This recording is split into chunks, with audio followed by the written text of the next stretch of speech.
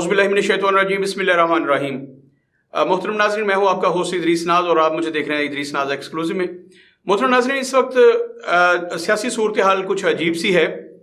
एक तरफ IMF का बहुत बड़ा दबाव है मौजूदा हुकूमत पर, और जो दबाव था वो साफ नज़र आ रहा है। पहले पेट्रोल 30 रुपये महंगा किया गया, अभी वो सिर्फ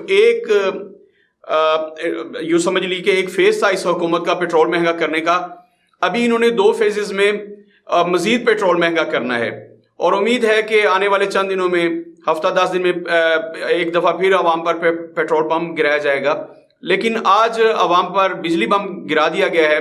बिजली 7 रुपये 91 पैसे यानी कि 8 रुपये मजीद फी यूनिट महंगी कर दी गई है।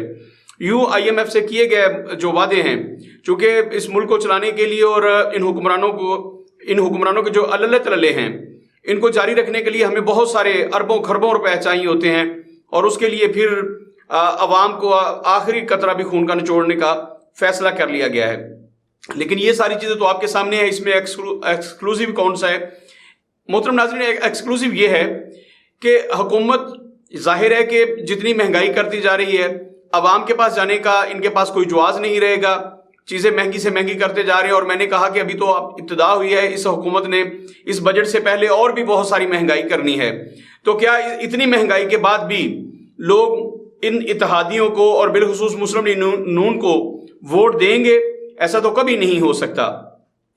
अब इन्होंने क्या किया है, अब जो एक्सक्लूसिव देने जा रहा हूं, इन्होंने फैसला किया है कि इमरान खान की एक तो मकबूलियत को कम करने के लिए, और दूसरा इमरान खान साहब को अपने रास्ते का कांटा समझते हुए एक साइड पे करने के लिए इमरान खान के खिलाफ अगले 2 से 3 दिन में संगीन नोयत के मुकदमात बनाए जा रहे हैं। और इमरान खान को, जैसा कि उन्होंने शांगला में जलसे से खिताब किया जुमेरात की शाम, जुमेरात को, और उन्होंने कहा कि मैं अगले 2 दिन के बाद जो जलसा है मेरा, उसमें मैं आइंदा के लिए लाहे अमल दूंगा।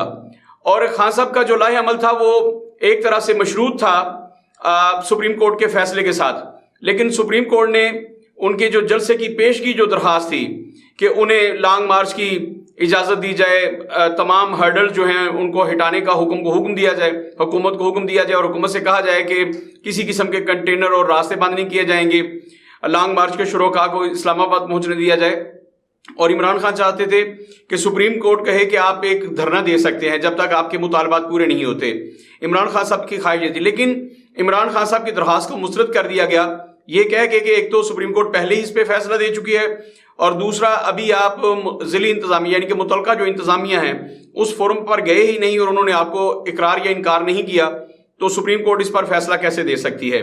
अब इमरान खान साहब परसों क्या फैसला देंगे? जाहिर है कि एक तरह से इमरान खान साहब को दीवार से लगाने की कोशिश की जा रही है।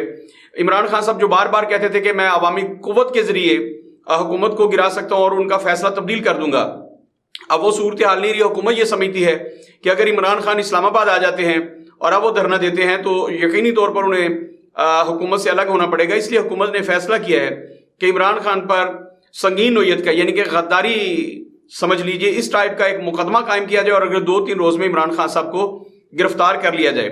और इस सिलसिले में उन्होंने कुछ मुक़्तदर इदारों को एतमाद में ले लिया, कुछ बड़ी शख्सियात जो हैं उन्हें एतमाद में ले लिया गया है कि इमरान खान साहब के खिलाफ अगर ऐसा कोई मुकदमा बनाया जाता है, जाहिर है उसका मुल्क में एक शदीद रद्द अमल आएगा, तो उस रद्द अमल से निपटने के लिए हुकूमत को ताकत का इस्तेमाल करना पड़ेगा।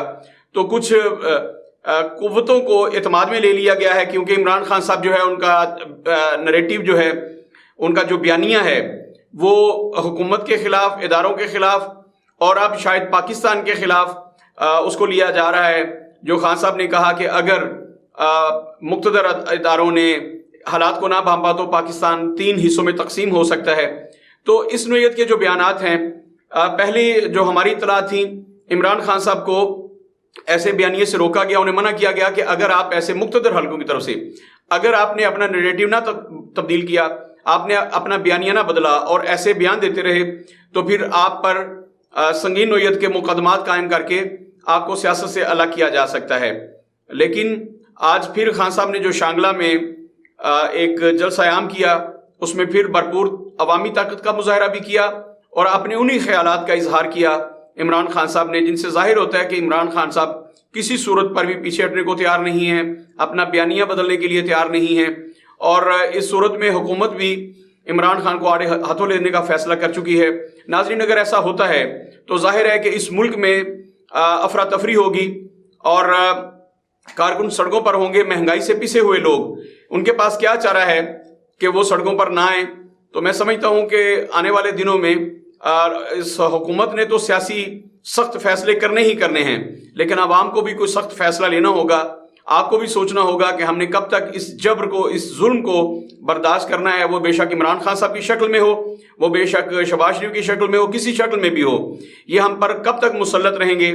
جن کو عوام کا احساس نہیں ہے، مہنگائی ہوتی ہے تو ہوتی رہے، ان لوگوں کو صرف اقتدار چاہیے، وہ پی ٹی آئی ہو، وہ مسلم لیگ نون ہو یا ان کے اتحادی ہوں، انہیں ہر صورت میں حکومت چاہیے، اقتدار چاہیے، تاکہ وہ اس ملک کو لوٹ سکیں، اس ملک کی دولت کو لوٹ سکیں اور اپنی پرتعیش زندگی کو برقرار رکھ سکیں۔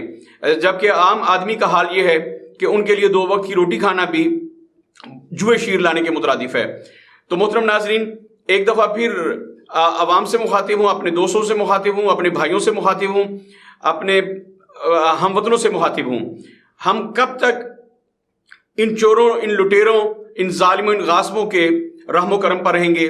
کیا ایسا ہو سکتا ہے کہ ہم بھی کوئی فیصلہ کریں کہ ہم نے ان سے نجات حاصل کرنی ہے؟ یاد رکھیے گا، ووٹنگ کا جو سسٹم متعارف کروایا جا رہا ہے، جو نئی حلقہ بندیاں ہو رہی ہیں، آپ کو بھی علم نہیں ہوگا کہ آپ کا ووٹ کس حلقے میں ہے اور آپ نے ووٹ کہاں کاسٹ کرنا ہے۔ اور جیسا میں نے ایک پچھلے پروگرام میں کہا تھا کہ اگلا الیکشن اگر ہوتا ہے تو وہ آروز کا الیکشن ہوگا، اس کا منصوبہ بنا لیا گیا ہے۔ آپ کا ووٹ فرشتے آ کے کاسٹ کریں گے اور آپ کو علم بھی نہیں ہوگا۔ پہلی بات تو آپ کو علم ہی نہیں ہوگا کہ آپ کا ووٹ کس حلقے میں چلا گیا ہے، لیکن آپ کا ووٹ کاسٹ ہو چکا ہوگا اور اس پہ فیصلہ ہو چکا ہوگا، کیونکہ میں نے بڑی ڈیٹیل سے اس پہ بات کی تھی کہ اگلے انتخابات جو ہیں پوری منصوبہ بندی کر لی گئی ہے کہ وہ آروز کے انتخابات ہوں گے یا اس ٹائپ کے ہوں گے، یعنی کہ موجودہ حکومت جو ہے وہ من چاہے اس سے نتائج حاصل کرے گی۔ اور میں نے کہا تھا کہ اس کے بعد پھر مضبوط ترین اپوزیشن لیڈر ہوں گے جناب عمران خان صاحب، اور پھر پورے ملک میں ان کے بڑے بڑے جلسے ہوں گے، بڑے بڑے دھرنے ہوں گے اور لانگ مارچ ہوں گے، وہ اپنا ہی ریکارڈ توڑتے نظر آئیں گے۔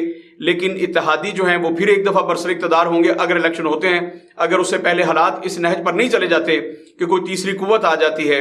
تو یوں ایک منصوبہ بنا لیا گیا ہے کہ یہی حکومت جو ہے یہ کنٹینیو کرے گی اگلے عام انتخابات کے بعد بھی، اور اس کا نتیجہ کچھ بھی نکلے، ملک میں جتنا مرضی نقصان ہو، افراتفری ہو، جو مرضی ہو، لیکن یہ فیصلہ کر چکے ہیں کہ ہم نے اقتدار نہیں چھوڑنا اور اس کی قیمت جو ہے وہ عوام نے، پاکستانی عوام نے ادا کرنی ہے۔